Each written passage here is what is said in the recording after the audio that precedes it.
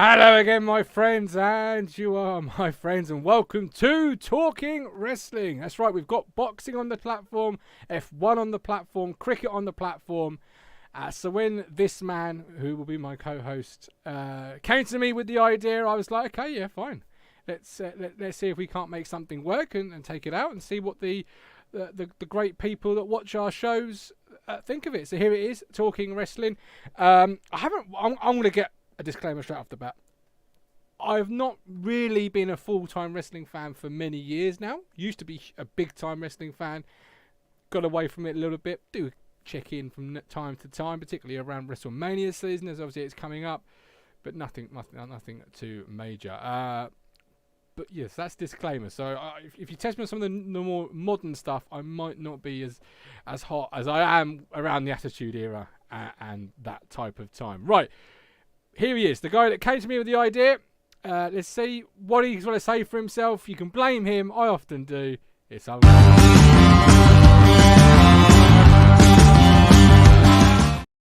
Hello, Lionel. How are you doing? Evening, guys. All good. Very good. Not quite the show we wanted to start this on, but obviously when news broke, we felt we had to come out and say something. So I'm really happy to be here, really happy to have this opportunity, and hope that you guys enjoy some of the content we put out, because it's something that I'm greatly passionate about.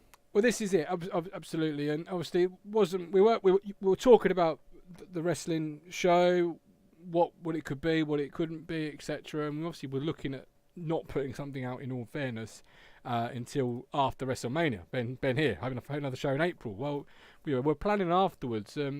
But when the sad news broke, and that's why I've titled the show the way I've titled it, it needs to be addressed, and it needs to be honoured in the correct way, as it were. Absolutely. You know, so we thought we'd come a little bit earlier, but not just going to have a Scott Hall sort of focus night, if you like. We're going to also mention, because he's a big tag team wrestler, our favourite tag team belt, and we'll do a guess the wrestler in 60 seconds as well. Give you a flavour, and if you do like what it is we do with the Talking Wrestling show, then let us know. Live chat, comments, like the show. Like button. If it's well received, etc., we'll look to do a lot more of it moving forward. Talking Town. Today's Talking Town has not yet happened. Normally on a Sunday, it's done, it's dusted, it's there in the archives to watch, but it's not yet happened. So that's live in about 34 minutes time. So let's crack on with this. The sad passing of one of wrestling's greatest characters, yep. Scott Hall. I want you to speak about this one, Alex, because I was a WWF boy. All through the Attitude Era, I was WWF, occasionally WCW on a Friday night on Channel 5, but never often. Yep. But that was after Scott Hall had left the WWF. So I didn't really get to appreciate or see Scott Hall until he came back and took on Stone Cold, and that isn't the Scott Hall that many will have grown up with. So, as a fan of his, which I know you are, speak from the heart, brother, and the floor is yours. First thing I have to say, you know, there's been a lot of positive vibes about Scott Hall and what a generous, kind, all-round good guy he was. And, you know, he was. I was lucky enough to meet him back in 2016. So just after he kind of recovered from his demon, shall we say. And you know, you go to a lot of sign-ins with these guys, and it's very much sort of like sign your autograph, move on, you know, because of the sheer volume they've got to get through. But Scott, I had a good 20-minute conversation with Scott, just talking wrestling, you know, asking him what his favourite memories were. He was asking me what my favourite memories were. So from a fan's perspective, before we get into, you know, Scott's in-ring history, I want to say thank you, Scott, for providing some of the best memories of, you know, and give pro wrestling and just the sheer talent, and, you know, giving me that memory that I'll always treasure. But in terms of Scott as a wrestler, he was charismatic. He was one of the absolute best, in the sense that he was almost like you call him a workhorse. You know, you look at like your modern day AJ Styles, those guys, those Sean Waltman. You know, he was a founding member of the Click, which was obviously Triple H. You know, 1, 2, 3 Kid, Shawn Michaels, and Kevin Nash. And you look at the pillars of the business in that era, and what those guys have gone on to do. And you know,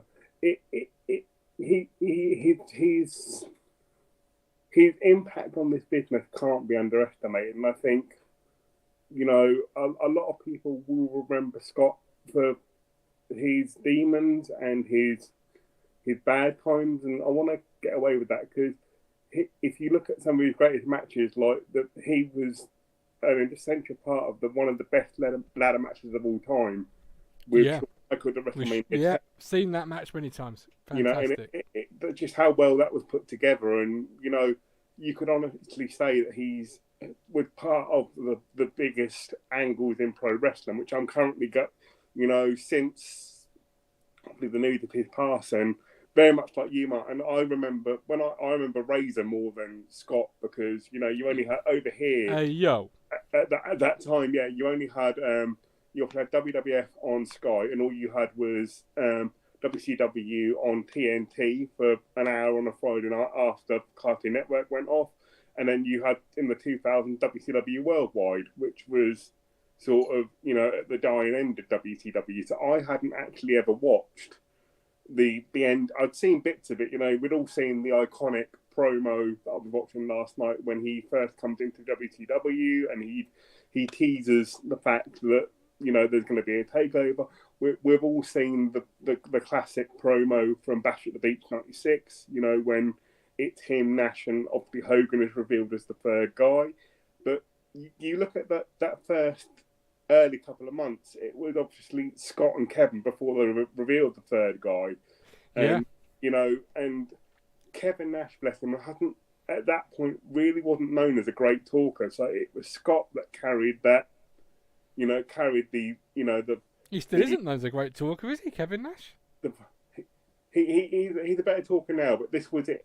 He'd just come off his you know, he came in as Shawn Michaels' bodyguard. He'd been in WCW as Vinny Vegas, and you know, so he'd played that bodyguard character. He'd come off what many could be considered to be a failed WWF title run because I don't think there was that connection. But you know, you put him and Scott together, and it was just absolute pure gold dust. And the guy that Hogan came in towards, you know, after Bash at the Beach, and he was the mouthpiece of the NWO. But you look at who that early mouthpiece Scott Hall, absolutely, yeah, and who set the groundwork.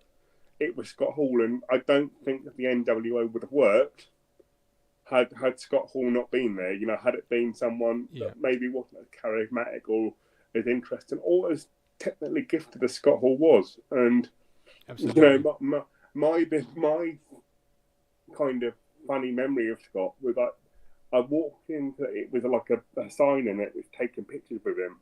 And in the world of pro wrestling, you think Scott Hall's an average-sized guy. You know, you look on TV. Yeah, he's not that big. But I remember I walked into the WAW Performance Center as it is now, and had my picture taken with him, and it was against like a white screen. And I think I almost like reversed into and took it out because I was so shocked at how big Scott actually was.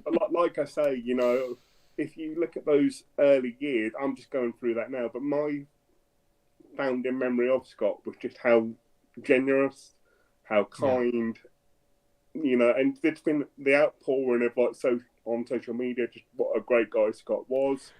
You know, he didn't have to take the time to spend 20 minutes with me talking about wrestling, but that's the common theme. He did. Reading social media that you hear about Scott Hall. I should have started with the line Ashley Bell's brought to the party, which, by the way, he's got a great avatar. You know who I am, but you don't know why I'm here. That's exactly how I sort of started the show tonight, and I'm kicking myself that I didn't. He also has, he's without doubt the best wrestler not to hold a heavyweight championship. He was a great mind behind the scenes. It was him that came up with Sting's Crow gimmick. Yeah, a great creative mind. Why didn't he hold a world heavyweight championship, in your opinion, Alex? I think because I also watched WWE's documentary. And WWE are really Yeah, good. but those documentaries. Sorry to cut across you there. For me, that's a lot like, you know, I know it's called Reliving the War, but it's almost like a war documentary. The Yeah, winner always paints the story. yeah, It's not yeah, always the most accurate, but the winner paints the story that ultimately yeah. looks But the I think best on them. you've got to remember, that Scott went through a traumatic event very early on in his wrestling career with the shooting of. He was involved in basically he shot somebody when there was a scuffle, gun went off. Did he? Wow, I didn't know It, that. it was a case of him or me, and that was a lot of what led to I never knew that. Scott's darker times in life and PTSD and stuff like that. And I think, when Scott came in, was at that point when he was at the apex. I think his demons had also started to maybe take hold at that point a little bit. Is it And also because he was in a time when you had, unlike now, the depth of talent? Just look at that group, for example: Hulk Hogan, Scott Hall, Kevin Nash. You probably don't have one wrestler today that's the star power of those. Let alone you'd have enough to put in a group as yeah, a three-man team. and That's tremendous. I think for me, you look at what Scott says in the sense that he says that all I want, he never wanted to go to WCW. He wanted to stay in WWF. He just wanted Vince to match the offer, but Vince didn't do guaranteed contracts at that point. Vince was all about opportunity. You go in and you do your thing. And I think had he stayed in WWE, I think there was more chance of him. He would have held a world title had he stayed there with the route that they were going down. Obviously, Shawn, Brett, going down the more wrestler route. Whereas I think he going to WCW, he was never going to get above sort of Hogan, Nash, Goldberg. He was always that solid hand. You put him very much in the Kurt Hennig, Mr. Perfect vibe. Those are the two best wrestlers who never hold a world title because they could go on and have a match with anybody. Ashley Bell.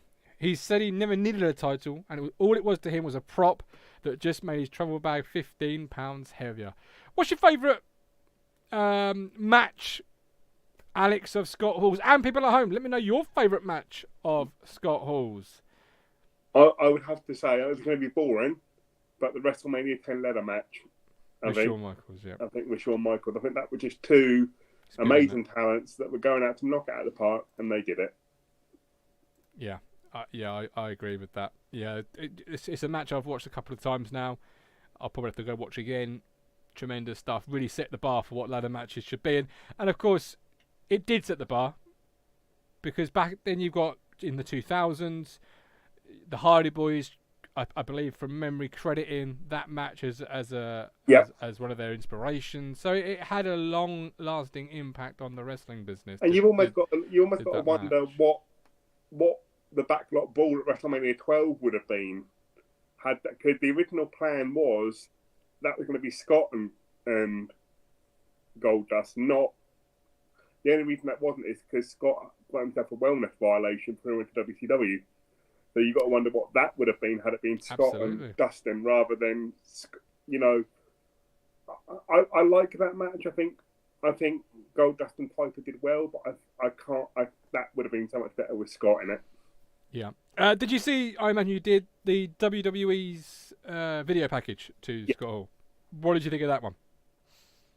WWE, people slag WWE a lot in this day and age, quite rightly, in certain aspects. But one thing they do well are those video packages when someone passes on, when someone, that is what they do. And, I think they know what an impact Scott had. So, I've got to give them full credit for that. I thought that was well done. And their package they're always good. It's just their booking these days that isn't. Their booking that could be a whole nother show. And it probably will be in time, believe me. Sarah Davis, one of the nicest wrestlers we ever met, and we met dozens. There was a story that I read on Facebook, and I can't remember it word for word, but I'll try and remember it best I can. It was a chap and his dad had gone along to a sign-in, and they were late, and Scott was packing away or about to leave, and one of the security guards said, sorry, it's over. You've missed it. But Scott just walked over, told the security guard, yeah, yo, take a break. And he, took a break.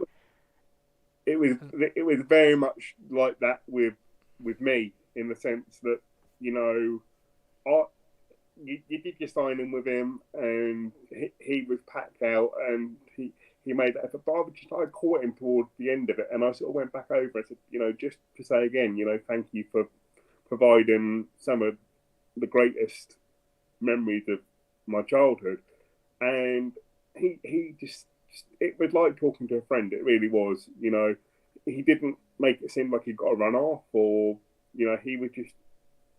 I think with Scott, I think a lot of what you're hearing about him maybe now is he almost had it all taken away from him. If you watch him on the resurrection of Jake the Snake, he's in that, and you just saw how unwell he was. And I think he just appreciated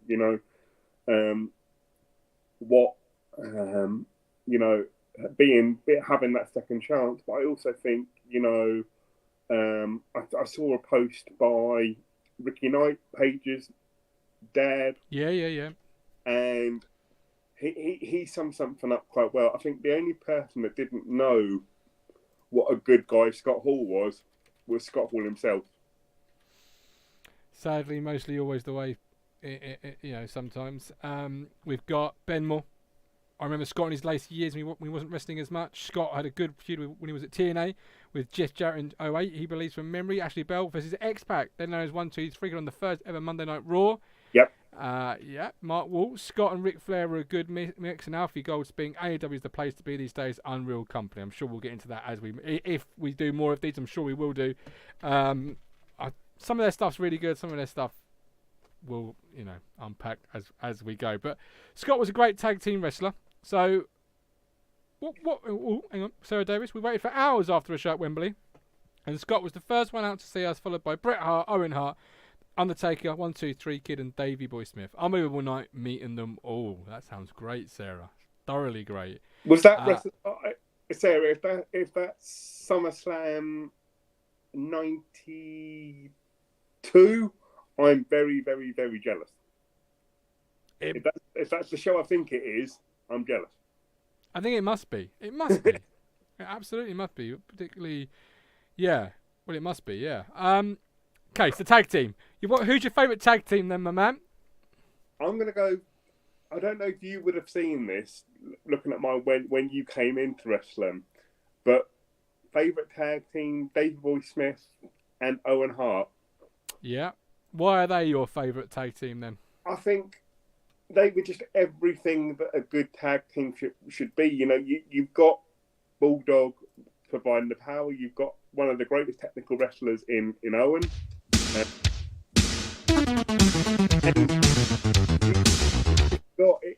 It gave Owen that platform to be the conniving, sort of cowardly heel, because he could just hide behind Bulldog, but he could also carry his own. And you look at so many big man, little man tag teams. I don't think there's been a better big man, little man tag team than those two. Okay. Great little theme, though. Yeah, and I don't know whether I'm slightly biased, because if you look at my influence and who I'm, it's the Hart family, and it's that sort of. Great little theme. God, I remember those WWE packages. Mate, just literally, that's so many memories right there.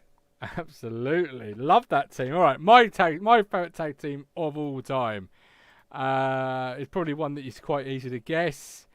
I still do their shtick round the house. It is, of course. Oh, you didn't know? Your ass better call somebody. Come on. Yeah. One of the greatest teams of all time. All time. And for those guys to pull that off, considering before that they were just two jobbers, guys that were going nowhere. Yeah, they were curtain jerkers. Absolute curtain jerkers. You got the roadie And obviously, Billy Gunn was in a various number of tag teams He'd done the that smoking just gun did not work. off Rockabilly, and he was going to be. Yeah. I can't. The new Heavenly Bodies. Yeah. They just. Yeah, mate, they were a great tag team. It was in that era, wasn't it? Where everything was new. The new Heavenly Bodies, the new Midnight Express, the new Blackjacks. It was like WWE went for a phase of just put new in front of something. And because nostalgia, that shot of nostalgia is king, isn't it? Let's be honest. And it was just that shot of nostalgia, but just their shtick, you know. Oh, ladies and gentlemen, boys and girls, children of all ages, D-Generation X proudly brings to you its WWF Tag Team Champions of the World. I can still do it word for word. Still can. Royal Rumble is what I'm thinking in my head when I say it. You know, with the famous car set behind. 2000. Yeah, and if you've got if you get down with that, we got 2 words for it, and all Big Gun does is suck. Yeah, and you got to applaud them because they came back. Not recently now, but they obviously came back towards the latter end of their run, and they did really well. You know, and this we're talking modern era, whether it was 2014, 15, something like that. But they even carried it off then. So, you know, and obviously they did. And obviously, Billy Gunn is still in AEW to this day with his sons. Absolutely, yes. He's a trainer there, isn't he? I believe. He's a trainer, but also a wrestler as well. There we go. Mark, well, wrestling was great to watch, and it gets bad press from non-fans who don't understand. I went to the London for WF event. The main event was Sid Justice versus The Undertaker. Nice.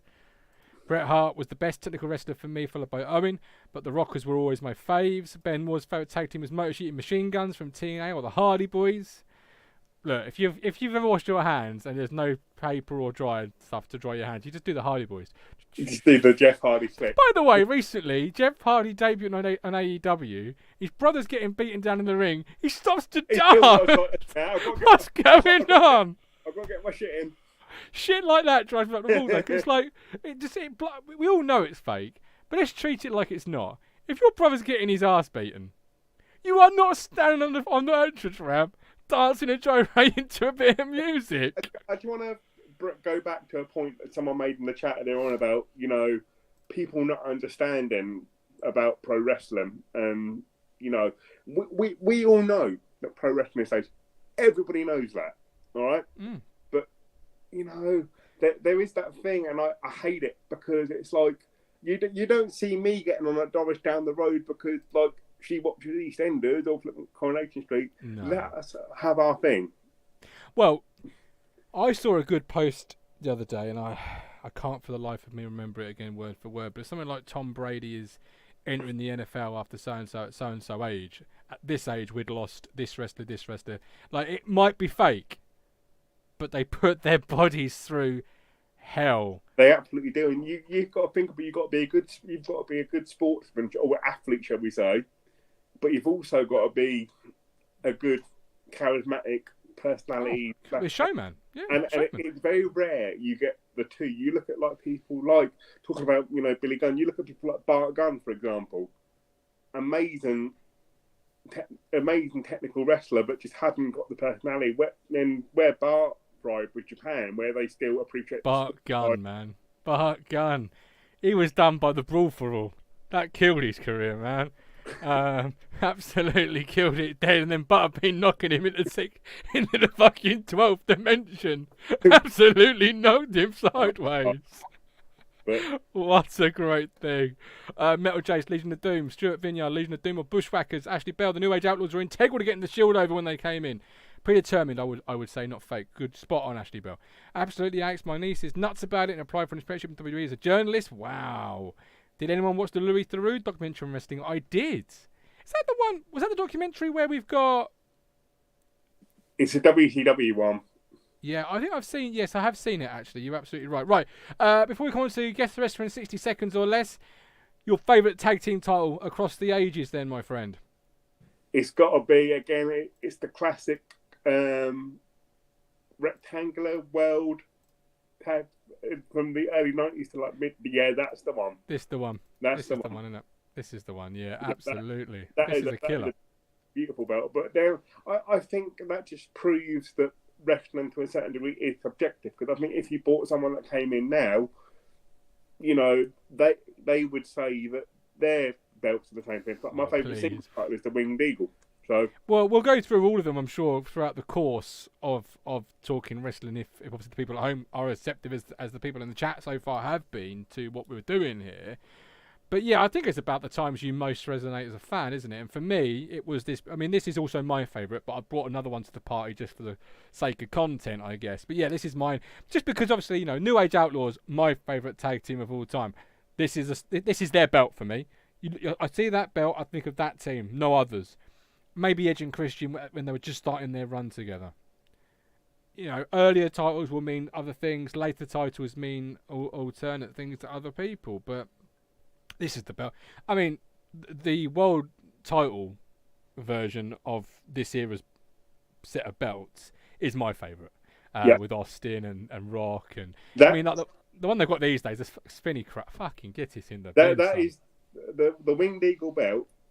It's the one belt that I keep looking at on WWE.com Shop Zone and thinking, do I spend like 400 quid to get the replica belt and put it up in my room? There we go. Yes, I think you should. Right, my belt I brought to the party, not my favourite, but a close second is this one here. Where is it? This one here. There we go. So the one that preceded that one, I believe. We've got when you look at this one, I'm thinking La Resistance. It's the Raw tag team title belt when the brand split came. Yeah, it's the first Raw tag belt from the brand split, isn't it? And funny enough, if you're going to make me pick another one, that is exactly where I was going as well. Because it's very similar, isn't it? It's just it's got a red, not a blue C, and a little bit more black on it in terms of its strap and whatnot. Right, before we round up the show, 2 wrestlers, 60 seconds or less. I will put 60 seconds on the clock. For anyone that's ever played Guess Who, it's that type of game. Alex has no idea who the 2 wrestlers I've got, one at a time. He can ask things like, are they alive? Are they male, female? And that they wrestled in TNA. Anything he wants, I can only say sort of yes, no, maybe, or yes. We'll figure it out as we go. We'll stick 60 seconds on the clock. We go to a talking town because that's got. There we go. Right, Alex, wrestler number 1. Are you ready, sir? Yeah, go for it. Go. Were they in both WCW and the WWE? Yes. Were they in both DX and the NWO? No. Okay. Not fun, man.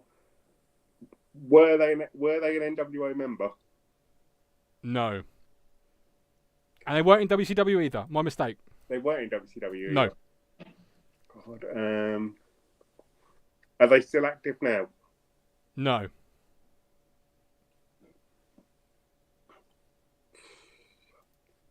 Are they alive or deceased? They're alive. They're alive.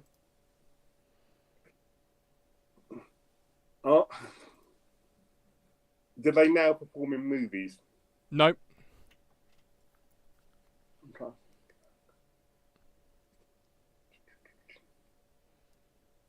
Were they in an angle where they were supposed to be fighting for the hardcore title, but they switched it to fight for the IC title? Yes. Road Dogg Jesse James. Absolutely. You've seen the same show I've seen recently. Yeah. Look at that. How did you... That's a great one. For those at home, it is in fact Road Dogg Jesse James. Yes, because you've seen the same Wrestle with Regret I've seen. Yep.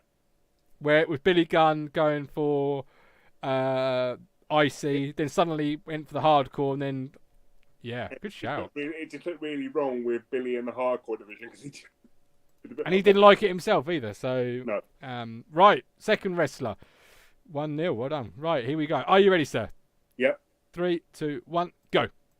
Are they alive or deceased? They are alive. Are they a current WWE wrestler? Nope.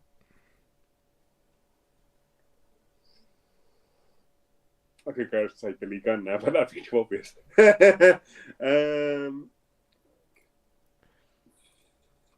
Were they part of the ruthless aggression era? Yes. Was that towards the end of their career? No.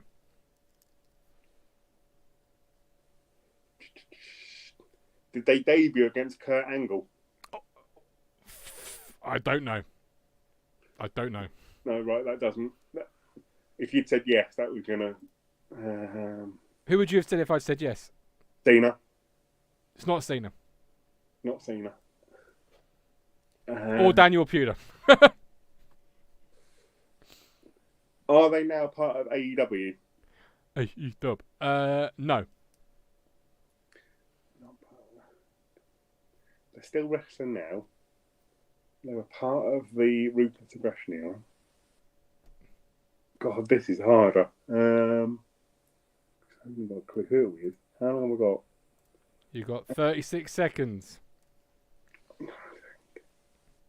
Ask some questions, man. Like, you know, wrestled here, or was their finisher or what? No, I'm trying to think back. So, are they a 5-time WCW champion? No. No. Were they part of the Invasion storyline? No.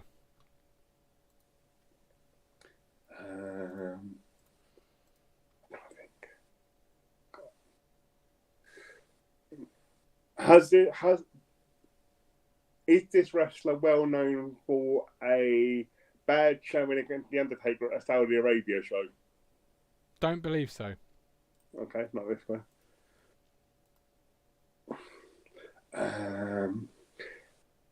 Is this person heavily connected to The Undertaker? No. Well, a little bit, yes. He was sacrificed by The Undertaker as a message to Randy Orton. Oh, God. I'm trying to think of that feud now. Is it Bob Orton Sr.? Nope. Got 6 seconds and you got to guess. One more question. Quick. No, what? Oh, God. No idea. Cause I'm trying. Okay. I can't remember that feud for the life of me. Have a guess. Was sacrificed as part of Orton and Taker's feud? No clue, mate. No clue. Rene Dupree. Rene Dupree. Dupree. I would never have got that in a million years. Not my favourite out of the trio, but Rene Dupree. And there we go. Talking Wrestling in the books. We are live in 5 minutes' time with Talking Town. I hope you've enjoyed this Talking Wrestling show. If you have, do let us know. Like the show. Comment.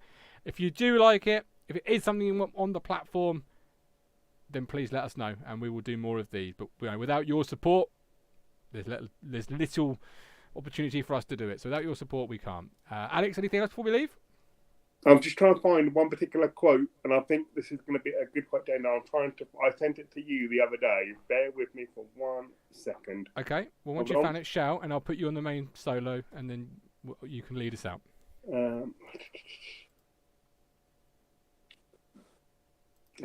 on. I know what it is. Yeah, I know what it is. You've have you got it? I'm just going up. No, I'm not. Hang on. It's like bad times don't last. Hang on. Go for it. But just remember, no matter what, bad times don't last, but bad guys do. Thank you, Scott.